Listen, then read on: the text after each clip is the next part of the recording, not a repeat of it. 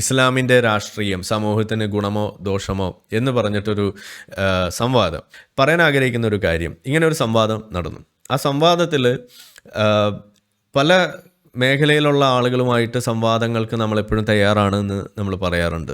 അപ്പോൾ അതിൽ ഇതേപോലെ സംവാദത്തിന് തയ്യാറാണെന്ന് അറിയിച്ചുകൊണ്ട് എപ്പോഴും മുന്നിൽ തന്നെ നിൽക്കുന്ന ഒരു കൂട്ടം ആളുകളാണ്, നമ്മുടെ സുഹൃത്തുക്കളാണ് റിഡക്റ്റീവ് ചാനൽ ഉള്ള ആളുകൾ. അപ്പോൾ അതിൽ റാസി, വിഗ്നു എന്നൊക്കെ പറയുന്ന നമ്മളുടെ ഓട്ടോഡിഡാക്റ്റ് എന്ന് പറയുന്ന ആൾ, ഉവൈസ് എന്നൊക്കെ പറയുന്ന ആൾ, അങ്ങനെ പ്രതീഷ്, കുറച്ച് ആളുകളുണ്ട്, മാനി. അപ്പോൾ ഇവർ പല തരത്തിലുള്ള വിഷയങ്ങൾ കൈകാര്യം ചെയ്യാറുണ്ട്. അപ്പോൾ ഇവർ പല വിഷയങ്ങളിലും ഇസ്ലാമിസ്റ്റുകൾ നടത്തുന്ന വെല്ലുവിളികൾ ഏറ്റെടുത്ത് കഴിഞ്ഞാൽ പിന്നെ അവരുടെ പൊടി പോലും കാണില്ല എന്നുള്ളതാണ് സാധാരണ നമ്മൾ കണ്ടുവരാറുള്ളത്. അപ്പോൾ അങ്ങനെ ഒരു വിഷയത്തിലൊരു വെല്ലുവിളി വെക്കുന്നു, അത് ഇവർ ഏറ്റെടുക്കുന്നു. വെക്കുമ്പോൾ അവർ കണ്ടീഷൻ വെക്കുന്നു, അത് നമ്മൾ ഏറ്റെടുക്കാം, പക്ഷേ ഇസ്ലാമിൻ്റെ രാഷ്ട്രീയം അത് സമൂഹത്തിന് ഗുണമോ ദോഷമോ എന്ന തരത്തിലുള്ള ഒരു വിഷയം, അല്ലെങ്കിൽ ഇസ്ലാമുമായി ബന്ധപ്പെട്ട ഒരു വിഷയത്തിൽ കൂടി നിങ്ങൾ സംവാദത്തിന് തയ്യാറാകണം എന്ന് പറയുന്നു. അങ്ങനെ അവർ ആ വെല്ലുവിളിച്ച നമ്മളുടെ അൺമാസ്കിംഗ് എത്തീസം എന്ന് പറയുന്ന അബ്ദുള്ള ബാസിൽ എന്നൊക്കെ പറയുന്ന നമ്മളുടെ കുട്ടി ജിഹാദികൾ നിരന്തരം ആളുകളെ കബളിപ്പിക്കുന്ന ഏതൊരു വിഷയത്തെയും അവർ വളരെ തെറ്റായിട്ടുള്ള അനാലജി വെച്ചുകൊണ്ട് കാര്യങ്ങളെ വക്രീകരിച്ച് അവതരിപ്പിച്ച് ആളുകളെ തെറ്റിദ്ധരിപ്പിക്കുന്നതിൽ അഗ്രഗണ്യരാണ് അവർ. ഇപ്പോൾ ഒരു ഉദാഹരണത്തിന് പറഞ്ഞാൽ, ഉസ്താദുമാരുടെ പീഡനത്തെക്കുറിച്ച് പറയുമ്പോൾ അവരുടനെ അത് ഹോമോസെക്ഷുവാലിറ്റി ആയിട്ടാണ് കണക്ട് ചെയ്യുക. അതാണ് അവരുടെ ഒരു പ്രധാന. നമ്മൾ പറയുന്നത് ഉസ്താദുമാരുടെ പീഡനം അത് പിഡോഫീലിയയുമായിട്ടാണ് നമ്മൾ കണക്ട് ചെയ്യുന്നത്. അതിൽ ആൺകുട്ടികൾ ഉണ്ടാകുമ്പോൾ അതിനെ നിങ്ങൾക്ക് ഹോമോസെക്ഷുവാലിറ്റി ആയിട്ട് കണക്കാക്കാൻ പറ്റുമായിരിക്കാം, പക്ഷേ അതല്ല നമ്മുടെ വിഷയം. കുട്ടികളെ ലൈംഗികമായിട്ട് ദുരുപയോഗം ചെയ്യുന്നു എന്നതാണ് വിഷയമെന്ന് നമ്മൾ കൃത്യമായിട്ട് പറയുന്നു. അപ്പോൾ അവരതിനെ ഈ ഹോമോസെക്ഷുവാലിറ്റിയിലേക്ക് കൊണ്ടുപോയിട്ട് അങ്ങനെയുള്ളൊരു വിഷയത്തെ നിങ്ങൾ ഹോമോസെക്ഷുവാലിറ്റി അംഗീകരിക്കുന്ന ആളുകളല്ലേ, അപ്പോൾ പിന്നെ എന്തുകൊണ്ട് നിങ്ങൾ അതിനെ എതിർക്കുന്നു എന്ന ചോദ്യം വെച്ചിട്ട് ഉസ്താദുമാരെ രക്ഷിക്കുന്ന പരിപാടിയാണ് ഇവർ എടുക്കുന്നത്. ഇത് കോപ്പി അടിച്ചിട്ട് ഇന്ന് പല ആളുകളും ചെയ്തുകൊണ്ടിരിക്കുന്നുണ്ട്. അതൊന്ന്. അതേപോലെ ഇന്നിപ്പോൾ ഹോമോസെക്ഷുവാലിറ്റി എന്ന് പറയുന്ന ഒരു വിഷയത്തെക്കുറിച്ച് പറയുമ്പോൾ ഇവരോടനെ പാരാഫീലിയ കൊണ്ടുവരും. ഇതുപോലെയുള്ള ശിശു ഉപഭോഗം, അതുപോലെ മറ്റു പല കാര്യങ്ങളും എടുത്തു വെച്ചുകൊണ്ട് അതൊക്കെ നാച്ചുറലി ഉണ്ട്, അതുകൊണ്ട് നിങ്ങൾ അതിനെയും നിങ്ങൾ അംഗീകരിക്കുമോ എന്ന് ചോദിച്ചിട്ട് അവിടെയും തെറ്റായിട്ടുള്ള ഉദാഹരണങ്ങളും വളരെ മോശമായിട്ടുള്ള ഡിഡക്ഷൻസുമാണ് അവരവിടെ എപ്പോഴും നടത്താറുള്ളത്. അപ്പം അങ്ങനെ ഇത് കൃത്യമായിട്ട് ചൂണ്ടിക്കാണിച്ച് നമ്മൾ അവർക്കെതിരെയുള്ള കാര്യങ്ങൾ പറയാറുണ്ട്. അതുകൊണ്ട് തന്നെ ഇതുപോലുള്ള ചില വിഷയങ്ങളിൽ ഡിബേറ്റിന് വിളിച്ചു കഴിയുമ്പോൾ അവർ മുങ്ങാറാണ്. ഈ റിഡക്റ്റീവ് ചാനലുമായിട്ട് നടത്തിയിട്ടുള്ള ഇത്തരം വെല്ലുവിളികളിൽ നിന്ന് അവരെന്നും മുങ്ങി നടക്കുന്നതാണ് നമുക്ക് കാണുന്നത്. അപ്പോൾ ഈ വിഷയത്തിൽ അത് വെച്ചപ്പോൾ ഈ വിഷയത്തിൽ അവർ വരില്ല, പകരം അവരുടെ ഒരു കുട്ടി സംഘത്തെ വിടാം എന്ന് പറഞ്ഞുകൊണ്ടാണ് ഈ EMK എന്ന് പറയുന്ന സംഘത്തെ വിടുന്നത്. ഈ സംവാദം നിങ്ങളൊന്ന് കാണണം. നമ്മൾ പറയാറുള്ള ഒരു കാര്യമുണ്ട്, ഇന്ത്യൻ മുസ്ലിംസ് എന്ന് മാത്രമല്ല ലോകത്തെ മുസ്ലിങ്ങൾ എന്ന് പറയുന്നത് അവർക്ക് എപ്പോഴും വലുത് മതമാണ്. അവരുടെ ഏറ്റവും മുൻപന്തിയിൽ നിൽക്കുന്ന ഒരു ബോധം എന്ന് പറയുന്നത് മതത്തെ ഉയർത്തിപ്പിടിക്കണം എന്നുള്ള ബോധമാണ്. പകരം നമ്മൾ പറയുന്നത് അതല്ല വേണ്ടത്, നമുക്ക് ഒരു കോഎക്സിസ്റ്റൻസ്, അതല്ലെങ്കിൽ ആധുനിക മൂല്യങ്ങളെന്ന് നമ്മൾ കാണുന്ന ജനാധിപത്യ മൂല്യങ്ങൾ, മതേതര മൂല്യങ്ങൾ, ഇതുപോലെയുള്ള കാര്യങ്ങളാണ് നമ്മൾ മുന്നോട്ട് വെക്കേണ്ടത്, മതമൊക്കെ പിന്നെ പാടുള്ളൂ എന്ന് നമ്മൾ പറയാറുണ്ട്.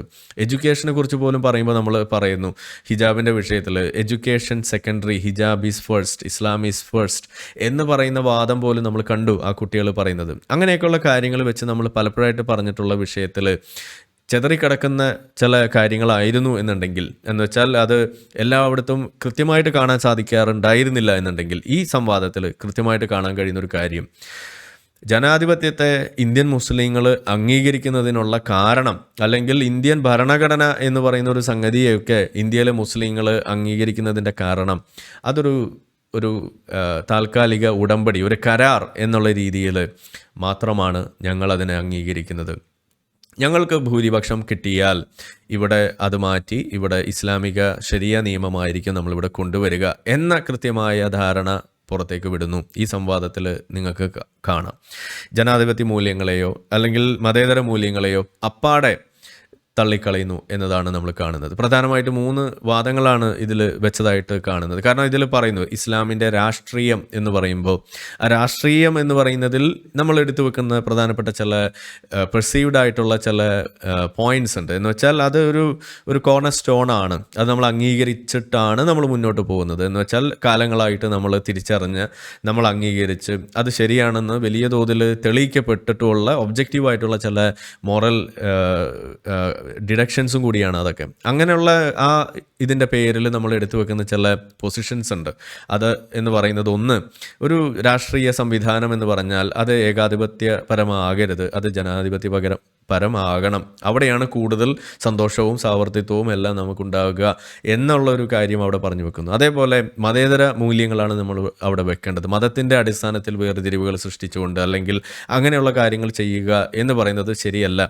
അത് പലതരത്തിലുള്ള കുഴപ്പങ്ങൾക്ക് വഴിവെക്കുന്നു എന്ന് പല മേഖലയിൽ നിന്നുള്ള തെളിവുകളുടെയും ചില അണ്ടർസ്റ്റാൻഡിങ്ങിൻ്റെ അടിസ്ഥാനത്തിൽ നമ്മൾ പറയുന്നു രാഷ്ട്രീയത്തിൽ അത് മതേതരമായിരിക്കണം എന്ന്. അതുപോലെ മൂന്നാമതായിട്ട് പറയുന്നൊരു കാര്യം, ഉവൈസ് ഉയർത്തിയ വാദം എന്ന് പറയുന്നത് തുല്യത എന്ന് പറയുന്നതാണ്. നിയമത്തിൻ്റെ മുന്നിൽ അവിടെ ഒരു തുല്യത, അവിടെ ഒരു തരത്തിലുള്ള വേർതിരിവുകളും ഇല്ലാതെ gender based, caste based, religion based, ഒന്നും സ്ഥലത്തിൻ്റെ ബേസ്ഡ് ഒന്നുമല്ലാതെ എല്ലാവരും തുല്യരാണ് എന്നുള്ളൊരു വാദം ഇത് മുന്നോട്ട് വെക്കുന്നു.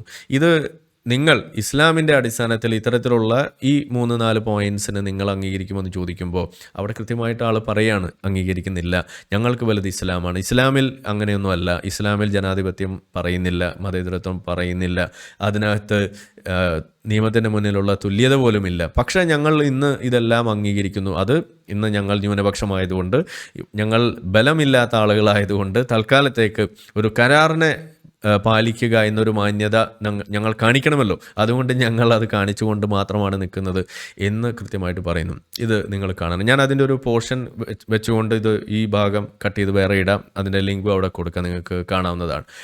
അപ്പോൾ ഇതാണ് ഈ സംവാദത്തിലൂടെ നമുക്ക് കിട്ടുന്ന ഒരു എസൻസ് എന്ന് പറയുന്നത്. ഇത് വളരെയധികം ഡേഞ്ചറാണ്. എങ്ങനെയെന്ന് ചോദിച്ചു കഴിഞ്ഞാൽ, ഈ വാദമാണ് ഇവിടുത്തെ സംഘപരിവാർ അടക്കം ഇസ്ലാമിനെ ശത്രുപക്ഷത്ത് നിർത്തുന്ന ഓരോ ആളുകളും ലോകത്തെമ്പാടും ഉയർത്തുന്നൊരു വാദം ഇതാണ്. മുസ്ലിങ്ങൾ എന്ന് പറയുന്നത് അതാത് നാടുകൾക്ക് ആപത്താണ്, മുസ്ലിങ്ങൾ ആപത്താണ് എന്ന് തന്നെയാണ് അവർ പറയുന്നത്. കാരണം എന്താണ്? മുസ്ലിങ്ങൾ അതാത് നാടുകളിലെ നിയമ സംവിധാനങ്ങളെ അംഗീകരിക്കുന്നില്ല, അതിന് ഉയർത്തിപ്പിടിക്കാൻ അവരുടേതായിട്ടുള്ള ഭാഗമായിട്ടുള്ള ഒരു ശ്രമം പോലും ഇല്ല എന്നുള്ളത് പറയുന്നു. അവിടെ അത് വെച്ചുകൊണ്ടാണ് അത് നമ്മുടെ നാടിൻ്റെ ഐഡൻറ്റിറ്റിക്കും നാടിൻ്റെ നിലനിൽപ്പിനെല്ലാം പ്രശ്നമാണെന്ന് ഉയർത്തി കാണിച്ചുകൊണ്ട് ലോകമെമ്പാടും ഇന്ന് വലതുപക്ഷം വളരുന്നത്. ഈ ഓരോ രാജ്യങ്ങളിലും നമ്മൾ കണ്ടു, നെതർലാൻഡ്സിൽ നടക്കുന്ന, അവിടുത്തെ പുതിയ പ്രധാനമന്ത്രിയാകാൻ പോകുന്ന ആളുകൾ പറഞ്ഞു വെക്കുന്ന കാര്യങ്ങൾ നമ്മൾ കണ്ടു.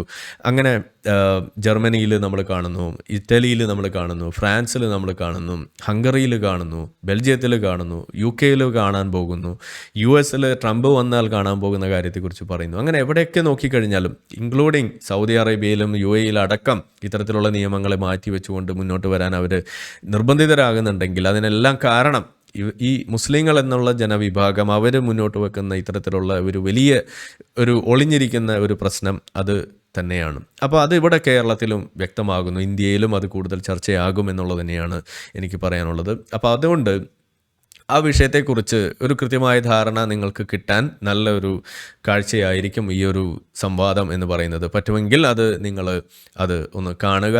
റിഡക്റ്റീവയുടെ ചാനലിൽ ഇപ്പം തന്നെ കിടപ്പുണ്ട്. റിഡക്റ്റീവ് മലയാളം യൂട്യൂബ് ചാനലും എപ്പിസ്റ്റമിക് മുസ്ലിംസ് ഓഫ് കേരളയും തമ്മിലുള്ള ഇസ്ലാമിൻ്റെ രാഷ്ട്രീയം സമൂഹത്തിന് ഗുണമോ ദോഷമോ എന്ന വിഷയത്തെ അധികരിച്ചുകൊണ്ട് നടക്കുന്ന ഈ ഒരു ഡിബേറ്റിലേക്ക് എല്ലാവർക്കും സ്വാഗതം. ഡിബേറ്റ് ഉണ്ടായതിൻ്റെ ഒരു ബാക്ക്ഗ്രൗണ്ട് ചെറുതായിട്ടൊന്ന് സമാൽ പറഞ്ഞു, എന്നാലും എൻ്റെ വകയും കൂടെ ചെറുതായിട്ടൊന്ന് പറയാം എന്ന് വിചാരിക്കുന്നു.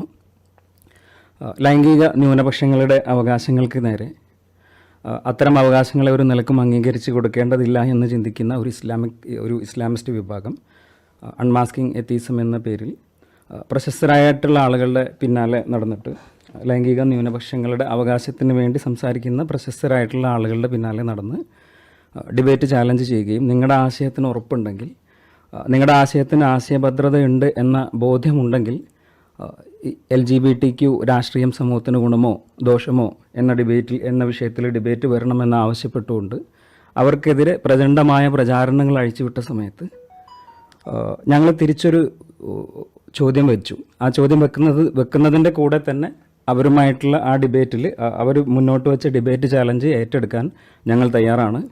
കൂടെ ഒരു ചാലഞ്ചും കൂടെ ഞങ്ങൾ വെക്കുന്നു, ഇസ്ലാമിൻ്റെ രാഷ്ട്രീയം സമൂഹത്തിന് ഗുണമോ ദോഷമോ എന്ന് വെച്ചാൽ നിങ്ങൾ പ്രതിനിധീകരിക്കുന്ന ആശയം എന്താണോ ആ ആശയം, അതിൻ്റെ രാഷ്ട്രീയം സമൂഹത്തിന് ഗുണമോ ദോഷമോ എന്ന വിഷയത്തിൽ ഡിബേറ്റ് ചെയ്യാൻ നിങ്ങൾ തയ്യാറുണ്ടോ എന്ന് ചോദിച്ച സമയത്ത് സ്വാഭാവികമായും ഇസ്ലാമിൻ്റെ രാഷ്ട്രീയം ആളുകളുടെ ഇടയിൽ അവതരിപ്പിക്കാൻ പറ്റാത്ത ഒന്നാണ് എന്ന ഉത്തമ ബോധ്യം ഉള്ള ആളുകൾ ഡിബേറ്റിൽ നിന്ന് പല കാരണങ്ങൾ പറഞ്ഞ് പിന്മാറി അവസാനം ഗത്യന്തരമില്ലാതെ അവർ വേറൊരു ടീമിനെ ഏൽപ്പിക്കുകയുമായിരുന്നു ഞങ്ങളോട് ഡിബേറ്റ് ചെയ്യാൻ. അങ്ങനെയാണ് EMK എന്ന ഈ ഒരു ടീം ഈ ഒരു സീനിൽ വരുന്നത്. ഇനി ഇതിൻ്റെ ഒരു ബാക്ക്ഗ്രൗണ്ട് പറഞ്ഞ സ്ഥിതിക്ക് ഇനി നേരെ ഡിബേറ്റിലേക്ക് കടക്കാം. എല്ലാ മനുഷ്യരും സാമൂഹികമായി തുല്യരാണെന്ന്, തുല്യ പദവിയുള്ള ആളുകളാണ്, തുല്യ റെസ്പെക്റ്റ് ഉള്ള ആളുകളാണ് എന്ന് അംഗീകരിക്കുന്ന, എന്നാൽ ഇസ്ലാമിനെ പോലുള്ള അപകടകരമായ ഒരു പ്രത്യയശാസ്ത്രത്തിനും അടിമപ്പെടാത്ത ഏതൊരു സാധാരണ മനുഷ്യനും അംഗീകരിക്കാൻ പറ്റുന്ന, ഈ രാജ്യത്തെ പൗരൻ എന്ന നിലയിൽ ഈ രാജ്യത്തെ ജനങ്ങളുടെ രാഷ്ട്രീയ നയരേഖയായിട്ടുള്ള നമ്മുടെ ഭരണഘടന അംഗീകരിക്കുന്ന ചില രാഷ്ട്രീയ മൂല്യങ്ങളെ അംഗീകരിക്കാൻ ഇസ്ലാമിന് സാധിക്കില്ല. അതുകൊണ്ട് നമ്മുടെ ഒരു ജനാധിപത്യ മതേതര മൂല്യങ്ങൾ ഉൾക്കൊള്ളുന്ന ഒരു സമൂഹത്തിൻ്റെ നിലനിൽപ്പിന് ഇസ്ലാമിനെ പോലെ ആത്മീയതയിൽ പൊതിഞ്ഞ ഒരു ഫാഷിസ്റ്റ് രാഷ്ട്രീയ പ്രത്യയശാസ്ത്രം ഭീഷണിയാണ്, അപകടമാണ് എന്നാണ് ഞങ്ങൾ മുന്നോട്ട് വെക്കുന്നത്. ഇതിനു വേണ്ടി ഞാൻ ഉപയോഗപ്പെടുത്തുന്നത് ഖുർആൻ, ഹദീസ് തുടങ്ങിയ അടിസ്ഥാന പ്രമാണങ്ങളിൽ ഊന്നി നിന്നുകൊണ്ട് ഇസ്ലാമിക പണ്ഡിതന്മാർ, പ്രബലരായ ഇസ്ലാമിക പണ്ഡിതന്മാർ അംഗീകരിച്ചതും കേരളത്തിലെ മതപഠനത്തിൻ്റെ ഭാഗമായിട്ട് സിലബസുകളിൽ പഠിപ്പിക്കപ്പെടുന്നതോ കേരളത്തിൽ അച്ചടിച്ച് വിതരണം ചെയ്യപ്പെട്ടതോ കേരളത്തിൽ ക്ലാസ് എടുത്തു കൊണ്ടിരിക്കുന്നതോ ആയിട്ടുള്ള ചില കാര്യങ്ങളാണ് ഇതിനു വേണ്ടി ഞാൻ ഉപയോഗപ്പെടുത്തുന്നത്. പ്രധാനമായിട്ടും 3 ആശയങ്ങളാണ് ഞാനിവിടെ അവതരിപ്പിക്കാൻ പോകുന്നത്. 1, ജിഹാദ് അല്ലെങ്കിൽ വിശുദ്ധ യുദ്ധം. 2, ഇസ്ലാമിക രാജ്യത്തിൻ്റെ നിയമത്തിലുള്ള മതപരമായ വിവേചനങ്ങൾ. 3-മത്തെ കാര്യം, ഇസ്ലാം പുറത്തുള്ള ആളുകൾക്ക് മാത്രമല്ല ഇസ്ലാമിക സമൂഹത്തിലുള്ള അവാന്തര വിഭാഗങ്ങൾക്കും ഭീഷണിയാണ് എന്നുള്ള കാര്യം. 1-മതായിട്ട് നമ്മൾ പറഞ്ഞത് ഇസ്ലാമിൻ്റെ അധീശത്വം സ്ഥാപിക്കാനും ഇസ്ലാമിൻ്റെ മേൽക്കോയ്മ ഊട്ടിയുറപ്പിക്കാനും ഇസ്ലാമേതര വിശ്വാസങ്ങളെ അതിൻ്റെ കീഴൊതുക്കാനോ ഉന്മൂലനം ചെയ്യാനോ വേണ്ടി ഇസ്ലാം നിയമമാക്കിയിട്ടുള്ള അല്ലെങ്കിൽ ഇസ്ലാമിക നിയമത്തിലുള്ള ഒരു പ്രധാന വ്യവസ്ഥയാണ് ജിഹാദ് അല്ലെങ്കിൽ വിശുദ്ധ യുദ്ധങ്ങളെന്ന് പറയുന്നത്. അപ്പോൾ അതിനെക്കുറിച്ച് പഠിപ്പിക്കുന്ന ഒരു ചെറിയൊരു പാഠഭാഗം അല്ലെങ്കിൽ ഒരു ക്ലാസ് കേരളത്തിലെ ഇസ്ലാമിസ്റ്റുകൾ നടത്തുന്നത് ഞാനിവിടെ ജസ്റ്റ് ഒന്ന് പ്ലേ ചെയ്യാം. 3 കാര്യങ്ങളാണ് കാഫിര്യങ്ങളോട് നമുക്ക് വാജിബായിട്ടുള്ളത്. കാഫിര്യങ്ങളുടെ കാര്യത്തിൽ 3 കാര്യങ്ങളാണ് നമുക്ക് നിർബന്ധമായിട്ടുള്ളത്. അൽ-അംറുൽ അവ്വൽ അദാവത്തുഹും ലിഅന്നഹും അഅദാഉല്ലാഹി സുബ്ഹാനഹു വതആല വഅദാഉ ലിറസൂലിഹി. ഒന്നാമത്തേത് അവരോടുള്ള ശത്രുതയാണ്. കാരണം അവർ അള്ളാഹുവിൻ്റെ ശത്രുക്കളാണ്, അള്ളാഹുവിൻ്റെ റസൂലിൻ്റെയും ശത്രുക്കളാണ്. അതുകൊണ്ട് മുഅ്മിനീങ്ങൾ അവരോട് ശത്രുത കാണിക്കുക എന്നുള്ളത് അവരുടെ മേലെ വാജിബാണ്. അൽ-അംറു സാനി ദഅവത്തുഹും ഇലൽ ഈമാൻ വഇത്തിബാഇർ റസൂൽ സല്ലല്ലാഹു അലൈഹി വസല്ലം. രണ്ടാമത്തെ വാജിബായ കാര്യം അവരെ ഈമാനിലേക്കും തൗഹീദിലേക്ക്, ഇസ്ലാമിലേക്ക്, അതേപോലെ തന്നെ റസൂലിനെ ഇത്തിബാ ചെയ്യുന്നതിലേക്കും ദഅവത്ത് ചെയ്യാം. അൽ-അംറു സാലിസ് ജിഹാദുഹും ഇദാ ദുഉ ഇലൽ ഇസ്ലാമി വഅബൗ. അവരോട് ജിഹാദ് ചെയ്യൽ, അവർ ഇസ്ലാമിലേക്ക് ക്ഷണിക്കുകയും എന്നിട്ട് അത് നിരസിക്കുകയും ചെയ്താൽ അവരോട് ജിഹാദ് ചെയ്യുക എന്നുള്ളതും മുഅ്മിനീങ്ങളുടെ മേലെ വാജിബാണ്. ഫൽ വാജിബു ജിഹാദുഹും വഖിതാലുഹും. ഖാല അല്ലാഹു തആല വഖാതിലുഹും ഹത്താ ലാ തകൂന ഫിത്നത്തുൻ വയകൂന അദ്ദീനു കുല്ലുഹു ലില്ലാഹ്. അപ്പോൾ ഏറ്റവും അവസാനത്തെ ഘട്ടമാണെന്ത്? അൽ ഖിതാൽ, അവരോടുള്ള യുദ്ധം. എപ്പോൾ മാത്രമാണത്? ഇദാ കാനൽ മുസ്ലിമൂൻ യുതീഖൂന അൽ ഖിതാൽ. ഖിതാലിന്, യുദ്ധത്തിന് മുസ്ലിങ്ങൾക്ക് ത്വാഖത്തുണ്ടെങ്കിൽ മാത്രം, അതും വലിയുൽ അംറിൻ്റെ കൽപ്പനയോടുകൂടി. അവരെവിടെ വെച്ച് കണ്ടോ മുശ്രിക്കീങ്ങളെ, നിങ്ങൾ അവരെ കൊന്നുകളയുക. വഖുദൂഹും വഹ്സുറൂഹും, അവരെ പിടികൂടുകയും അവർക്ക് വേണ്ടി പതിയിരിക്കുകയും ചെയ്യുക. വഹാദിൽ ആയത്തു ഫീഹാ ബയാനുൽ ഹിക്മത്തി മിനൽ ജിഹാദി ഫിൽ ഇസ്ലാം. അപ്പോൾ ഇസ്ലാമിലെ ജിഹാദിൻ്റെ ഹിക്മത്ത് എന്താണ്? എന്തുകൊണ്ടാണ് അല്ലാഹു തആല ഇസ്ലാമിൽ ജിഹാദ് ശറഅാക്കിയിട്ടുള്ളത്? ഇസാലത്തു ഷിർക്ക്, ഷിർക്കിനെ ഇല്ലാതാക്കാനാണ്. ഹത്താ ലാ തകൂന ഫിത്നത്തുൻ വയകൂന അദ്ദീനു കുല്ലുഹു ലില്ലാഹ്. ഫിത്ന ഇല്ലാതാകുന്നത് വരേക്കും, അതായത് ഷിർക്ക് ഇല്ലാതാകുന്നത് വരെ. അപ്പോൾ ഷിർക്കിനെ ഇല്ലാതാക്കുക എന്നുള്ളതാണ് ജിഹാദിൻ്റെ പിന്നിലുള്ള ഹിക്മ. ദീന് മുഴുവനായിക്കൊണ്ട് അള്ളാഹുവിന് വേണ്ടി മാത്രമാകുന്നത് വരെ. ഹാദാ ഹുവൽ മഖ്സൂദ് മിനൽ ജിഹാദ്. അതാണ് ജിഹാദിൻ്റെ ഉദ്ദേശം. ഇസ്ലാമിൽ ജിഹാദ് എന്ന് പറഞ്ഞാൽ അതുകൊണ്ട് ഉദ്ദേശം ദിഫാഇൻ്റെ ജിഹാദ് മാത്രമല്ല. ദിഫാ എന്ന് പറഞ്ഞാൽ പ്രതിരോധം. ഇങ്ങോട്ട് ആക്രമിച്ചാൽ അതിനെ പ്രതിരോധിക്കാൻ വേണ്ടി മാത്രം തിരിച്ച് ആക്രമിക്കുക എന്നുള്ളതല്ല ഇസ്ലാമിൽ ജിഹാദ് കൊണ്ട് ഉദ്ദേശിക്കുന്നത്. ഇസ്ലാമിൽ ജിഹാദ് എന്ന് പറഞ്ഞാൽ, അല്ലെങ്കിൽ ഖിതാൽ, യുദ്ധം എന്ന് പറഞ്ഞാൽ അവിടെ ഉദ്ദേശം എന്താണ്? ദഅവത്ത് വ്യാപിപ്പിക്കലും ദീന് വ്യാപിപ്പിക്കലും ഷിർക്കിനെ ഇല്ലാതാക്കലുമാണ്. ഇസ്ലാമിലെ യുദ്ധം എന്ന് പറയുന്നത് രണ്ട് തരത്തിലാണ്. ഇസ്ലാമിലെ യുദ്ധം രണ്ട് ഇനങ്ങളായിട്ടാണ്. ഒന്നാമത്തേത് ഖിതാലു ദിഫാഇന്റെ യുദ്ധം, പ്രതിരോധത്തിന്റെ യുദ്ധം. ഇന്ത അജ്സിൽ മുസ്ലിങ്ങൾ അങ്ങോട്ട് യുദ്ധം ചെയ്യാൻ താക്കത്തില്ലാത്ത, അതിന് കഴിവില്ലാത്ത ആളുകളാണ് മുസ്ലിങ്ങൾ എന്ന അവസ്ഥയിൽ, ആ അവസ്ഥയാണ് മുസ്ലിങ്ങൾക്കെങ്കിൽ ഇങ്ങോട്ട് ആക്രമിച്ചാൽ അതിനെ പ്രതിരോധിക്കാൻ വേണ്ടി യുദ്ധമാകാം. രണ്ടാമത്തേതാണ് നൗസാനി ഖിതാലു തൊലബ്, അങ്ങോട്ട് പോയി യുദ്ധം ചെയ്യലാണ്. അതെപ്പോൾ മാത്രമാണ്? ഇന്ത ഖുവ്വത്തിൽ മുസ്ലിമീൻ വഖുദ്റത്തിഹിം അലൈഹിം, അതിന് യുദ്ധം ചെയ്യാൻ, അങ്ങോട്ട് പോയി യുദ്ധം ചെയ്യാൻ മുസ്ലിങ്ങൾക്ക് ഖുവ്വത്തും ഖുദ്റത്തും ഉണ്ടെങ്കിലാണ് ഖിതാലു തൊലബ്. ഇല്ല എങ്കിൽ അത് ഖിതാലു ദിഫാ മാത്രമാണ്. അപ്പോൾ നമ്മളിവിടെ കേട്ടു, ഇസ്ലാമിലുള്ള യുദ്ധം രണ്ട് തരമാണ്. ഒന്ന് പ്രതിരോധത്തിൻ്റെ യുദ്ധമാണ്, മറ്റൊന്ന് ആക്രമണ യുദ്ധമാണ്. അതിൽ പ്രതിരോധത്തിൻ്റെ യുദ്ധം നിയമമാക്കപ്പെട്ടത് മുസ്ലിങ്ങൾക്ക് മറ്റുള്ള ഇസ്ലാമിക രാഷ്ട്രങ്ങൾക്ക് മറ്റ് രാഷ്ട്രങ്ങളുടെ മേലെ ആക്രമണം നടത്താനുള്ള ശേഷിയില്ലാത്ത സമയത്ത് പ്രതിരോധം മാത്രമേ പാടുള്ളൂ.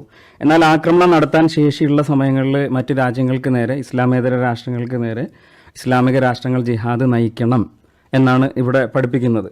അതിൻ്റെ ലക്ഷ്യവും പറഞ്ഞു, അത് ഷിർക്കിനെ ഇല്ലായ്മ ചെയ്യുക എന്ന് വെച്ചാൽ ബഹുദൈവ വിശ്വാസത്തെ ഭൂമിയിൽ നിന്നും ഇല്ലായ്മ ചെയ്യുക, ഇസ്ലാമിൻ്റെ വിശ്വാസത്തെ മറ്റുള്ള ഇതുകൾക്കും മീതെ പ്രതിഷ്ഠിക്കുക എന്നതാണ്.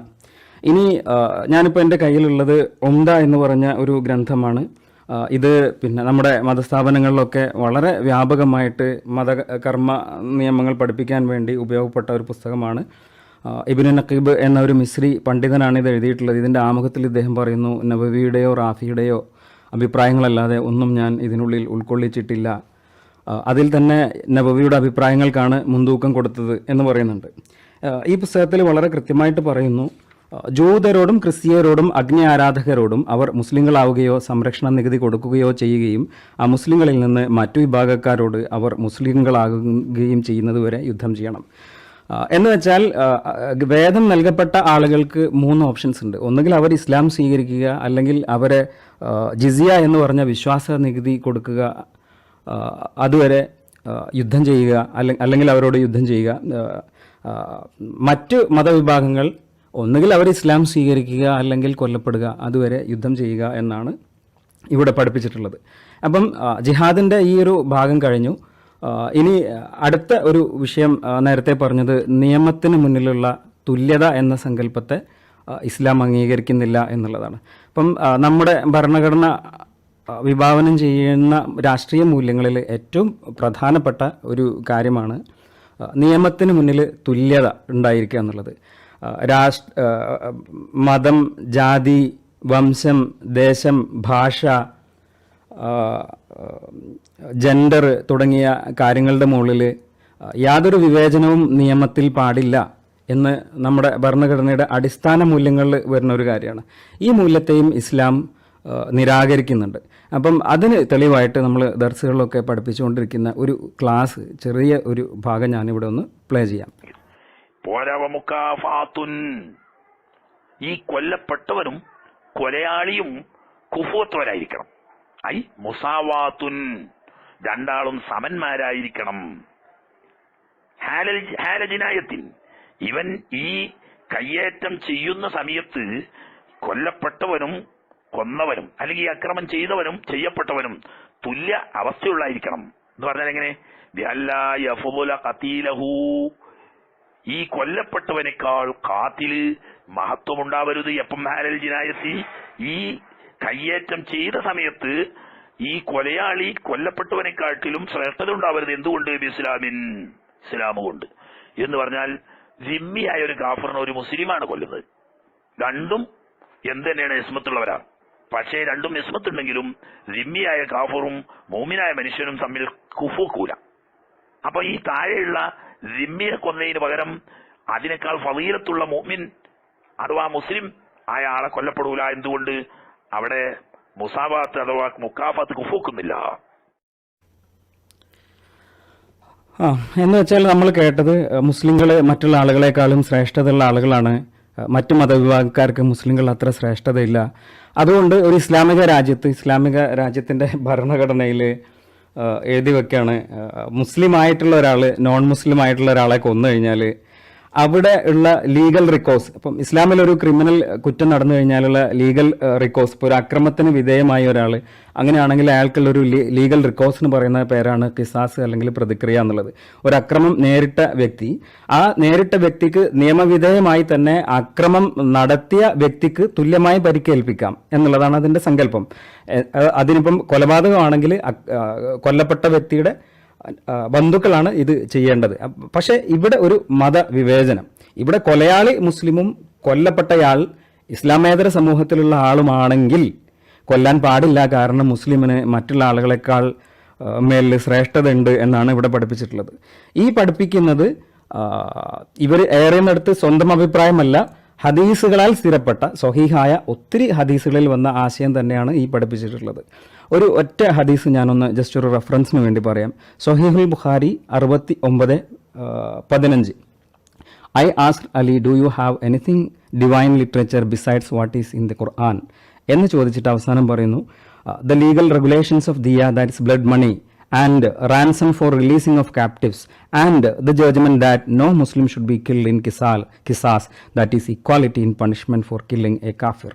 എന്ന് വെച്ചാൽ നേരത്തെ പറഞ്ഞ കാര്യം തന്നെയാണ്. ഒരു കാരണവശാലും മുസ്ലിമായ ഒരാൾ പ്രതിക്രിയയായിട്ട് മുസ്ലിമിനെ കൊന്നതിൻ്റെ പേരിൽ പ്രതിക്രിയയായിട്ട് കൊല്ലപ്പെടാൻ പാടില്ല.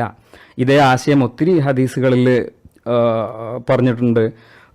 പിന്നെ അതുപോലെ സമാനമായ ആശയങ്ങൾ, മുസ്ലിങ്ങൾ മറ്റുള്ളവർക്കെതിരെ ഒറ്റക്കെട്ടാണ്, അവരുടെ രക്തത്തിന് തുല്യ വിലയുണ്ട്, പിന്നെ അതുപോലെ മുസ്ലിമിൻ്റെ കരങ്ങൾ മുസ്ലിമിൻ്റെ കരങ്ങളെക്കാൾ ഉയർന്ന നിലയിലാണ് ഉള്ളത് എന്നുള്ള തുടങ്ങിയ ഇതേ ആശയങ്ങൾ പലവരും ആവർത്തിക്കപ്പെട്ടിട്ടുണ്ട്. ഇനി നേരത്തെ ഞാൻ പറഞ്ഞ ഒരു മത നികുതിയാണ് ജിസിയ എന്ന് പറഞ്ഞത്. പൗരന്മാരെ രണ്ടായിട്ട് ട്രീറ്റ് ചെയ്യുന്നതിന് മറ്റൊരു ഉദാഹരണം. അത് ഇസ്ലാമിക രാജ്യത്ത് ജീവിക്കുന്ന അമുസ്ലിം പൗരന്മാർ ആ രാജ്യത്തിന് കൊടുക്കേണ്ട മത നികുതി, വിശ്വാസത്തിൻ്റെ മേലിൽ കൊടുക്കേണ്ട നികുതി, അത് അടിസ്ഥാനമായിട്ടുള്ളത് ഒരു ഖുർആൻ വചനത്തിൻ്റെ മുകളിലാണ്. 9-ാം അധ്യായം 29. ഖാതിലുല്ലദീന ലാ യുഅ്മിനൂന ബില്ലാഹി വലാ ബിൽ യൗമിൽ ആഖിരി വലാ തുഹർരിമൂന മാ ഹറമല്ലാഹു വറസൂലുഹു വലാ യദീനൂന ദീനൽ ഹഖ്ഖ മിനല്ലദീന ഊതുൽ കിതാബ ഹത്താ യുഅ്തുൽ ജിസിയത അൻ യദിൻ വഹും സഗറൂൻ. എന്ന് വെച്ചാൽ വേദം നൽകപ്പെട്ട ആളുകളിൽ നിന്ന് ഇസ്ലാമിനെ അല്ലെങ്കിൽ സത്യദീനിനെ ദീനായി അംഗീകരിക്കാതിരിക്കുകയും അള്ളാഹുവും റസൂലും ഹറാമാക്കിയതിനെ ഹറാമാക്കാതിരിക്കുകയും അള്ളാഹുവിലും അന്ത്യദിനത്തിലും വിശ്വസിക്കാതിരിക്കുകയും ചെയ്യുന്ന ആളുകളോട് നിങ്ങൾ യുദ്ധം ചെയ്യുക, അവർ കയ്യോടുകൂടി നിന്ദരായ ചെറുതാക്കപ്പെട്ട കൊച്ചാക്കപ്പെട്ടവരായ രൂപത്തിൽ നിങ്ങൾക്ക് ജിസിയ അല്ലെങ്കിൽ മത നികുതി തരുന്നതുവരെ എന്ന് പറഞ്ഞുകൊണ്ട് ഈ ആയത്തിൻ്റെ വിശദീകരണത്തിൽ ഇബ്നു കസീർ കുറച്ച് കാര്യങ്ങൾ ഹദീസുകൾ ഉദ്ധരിച്ച് പറയുന്നുണ്ട്. എന്ന് വെച്ചാൽ മുസ്ലിങ്ങളെ ഹദീസ് ഉദ്ധരിച്ചിട്ട് പറയാണ്, ജൂതന്മാരോടും ക്രിസ്ത്യാനികളോടും നിങ്ങൾ സലാം പറയുന്നത് ഇനീഷ്യേറ്റ് ചെയ്യാൻ പാടില്ല, അവരെ നിങ്ങൾ വല്ല വഴികളിലും കണ്ടാൽ അവരെ ഇടുങ്ങിയ ഭാഗത്തേക്ക് നീക്കണം, അവരെ കൊച്ചാക്കാൻ വേണ്ടിയിട്ട്. അത് വിശദീകരിച്ചുകൊണ്ട് ഖലീഫ ഉമറിൻ്റെ കുറച്ച് നടപടികളാണ് പറയുന്നത്. അത് അവിടെ ഉണ്ടായിരുന്ന ക്രിസ്ത്യാനികളുടെ അടുത്ത് നിന്ന് എഴുതി വാങ്ങിയ അവർക്ക് അവരുടെ പുതിയ ആരാധനാലയങ്ങൾ പണിയാൻ പാടില്ല, മുസ്ലിങ്ങളുടെ എടുപ്പിനേക്കാളും വലിയ എടുപ്പുകൾ ഉണ്ടാവാൻ പാടില്ല, അവരെ റോഡ് സൈഡിലെവിടെയെങ്കിലും കണ്ടാൽ വളരെ ഇടുങ്ങിയ സ്ഥലത്തേക്ക് അവരെ തള്ളി നീക്കണം, അവരെ തിരിച്ചറിയാൻ വേണ്ടി ഡ്രസ്സുകളിൽ പ്രത്യേക അടയാളങ്ങൾ ഉണ്ടായിരിക്കണം, അവർ കുതിര ഓടിക്കാൻ പാടില്ല, പിന്നെ ഉറക്കെ അവരുടെ മതാചാരങ്ങൾ ഉറക്കെ പറയാൻ പാടില്ല. ഇത്തരം കുറേ നിയമങ്ങൾ, ഇതും ഇസ്ലാമിക നിയമങ്ങളുടെ ഭാഗമായിട്ട് എങ്ങനെയാണ് നോൺ മുസ്ലിംസ് ആയിട്ടുള്ള പൗരന്മാരെ ട്രീറ്റ് ചെയ്യേണ്ടത് എന്ന് പറയാൻ വേണ്ടിയിട്ട് ഉദാഹരണങ്ങൾ പിന്നെ ഇസ്ലാമിക നിയമ പുസ്തകങ്ങളിലൊക്കെ എഴുതി വെച്ചിട്ടുള്ള കാര്യം തന്നെയാണ്. ഇനി അടുത്തൊരു പോയിന്റ് ഞാൻ പറഞ്ഞത്, ഇസ്ലാമിന് പുറത്തുള്ള ആളുകൾക്ക് മാത്രമല്ല ഇസ്ലാമിനകത്തുള്ള കമ്മ്യൂണിറ്റീസിനും തന്നെ ഇസ്ലാമിൻ്റെ പല വെർഷൻസും ഭീഷണിയാണ് എന്നുള്ളതാണ്. അതിൽ വഹാബി വിഭാഗങ്ങൾ വരുന്ന, സലഫി വിഭാഗങ്ങൾ വരുന്ന ഇവിടുത്തെ തന്നെ മുജാഹിദുകൾ അവരുടെ പ്രസിദ്ധീകരണത്തിൽ തന്നെ എഴുതി വിട്ട ഒരു കാര്യം ഞാൻ ജസ്റ്റ് ഒന്ന് വായിച്ചു തരാം. അൽമനാർ അവരുടെ ഔദ്യോഗിക ജിഹ്വയാണ്. അവരുടെ ഏറ്റവും വലിയ ആചാര്യന്മാരിൽ ഒരാളായ ഷെയ്ഖുൽ ഇസ്ലാം എന്ന് അവർ ആദരപൂർവ്വം വിശേഷിപ്പിക്കുന്ന ഇബ്നു തീമിയ എന്ന് പറഞ്ഞ ആള് മജ്മൂ റസായിൽ എന്ന് പറഞ്ഞ ഗ്രന്ഥത്തിൽ എഴുതി വെച്ചതാണ്, ഖബറുകൾക്ക് നേർച്ച നേരുന്നതിൽ ഫലമുണ്ടെന്നും പ്രതിഫലമുണ്ടെന്നും വിശ്വസിക്കുന്നവർ വിഡ്ഢിയും വഴിപിഴച്ചവനുമാകുന്നു. അള്ളാഹുവിന്റെ അടുക്കലേക്ക് ആവശ്യപൂരണത്തിന് തന്മൂലം വഴി തുറക്കുമെന്നും വിഷമങ്ങളെ നീക്കുമെന്നും സുഖസൗകര്യങ്ങൾക്ക് വഴി തുറക്കുമെന്നും ആയുസ്സിനെ സംരക്ഷിക്കുമെന്നും ഒക്കെ വിശ്വസിക്കുന്നവൻ അവിശ്വാസിയും മുശ്രിക്കും ആയിരിക്കും, അവനെ കൊല്ലൽ നിർബന്ധമാണ്. എന്ന് വെച്ചാൽ ഇവിടെ സുന്നി വിഭാഗത്തിൽപ്പെട്ട ആളുകൾക്ക് ഇത്തരം വിശ്വാസങ്ങളൊക്കെ ഉണ്ട്. അപ്പോൾ ഈ വിശ്വാസങ്ങളൊക്കെ വെച്ച് പുലർത്തുന്ന ആളുകൾ അവർ കൊല്ലപ്പെടേണ്ടവരാണ് എന്ന് മാത്രമല്ല, അവരെ കൊല്ലൽ ഇസ്ലാമിക ഭരണകൂടത്തിന് നിർബന്ധമാണ് എന്നാണ് ഈ മുജാഹിദ് വിഭാഗം ഇവിടെ പറഞ്ഞിട്ടുള്ളത്. അപ്പം ഞാൻ 3 പോയിന്റ്സ് ആണ് വെച്ചിട്ടുള്ളത്. നമ്മുടെ ഭരണഘടന അംഗീകരിച്ച പല രാഷ്ട്രീയ മൂല്യങ്ങളിൽപ്പെട്ട മതേതരത്വം, ജനാധിപത്യം, പിന്നെ നിയമത്തിന് മുന്നിലുള്ള തുല്യത എന്നീ കൺസെപ്റ്റുകളെ ഇസ്ലാം അംഗീകരിക്കുന്നില്ല, അതിനെ നിരാകരിക്കുന്നു. അവിടെ മതപരമായ വിവേചനങ്ങൾ, രാജ്യത്തിന്റെ ക്രിമിനൽ നിയമത്തിൽ പോലും മതപരമായ വിവേചനങ്ങൾ നിലനിർത്തുന്നു. ഒരു രാജ്യത്തിനകത്ത് തന്നെ 2 തരം പൗരന്മാരുണ്ടാക്കുന്നു. ആ പൗരന്മാർക്ക് രാജ്യം നിയമപരമായി തന്നെ അവരെ നിന്ദ്യരാക്കാൻ വേണ്ടി ഡിഫറൻഷ്യൽ ട്രീറ്റ്മെന്റ് കൊടുക്കുന്നു. ഇങ്ങനെയുള്ള കാരണങ്ങളാൽ ഇസ്ലാം ഒരു അപകടകരമായ പ്രത്യയശാസ്ത്രമാണ്, സമൂഹത്തിന് അപകടമാണ്. ജനാധിപത്യ മതേതര സങ്കല്പങ്ങൾക്ക് ഇസ്ലാം അപകടമാണ് എന്നാണ് ഞാൻ ഇത്രയും സമയം പറഞ്ഞു വെച്ചത്.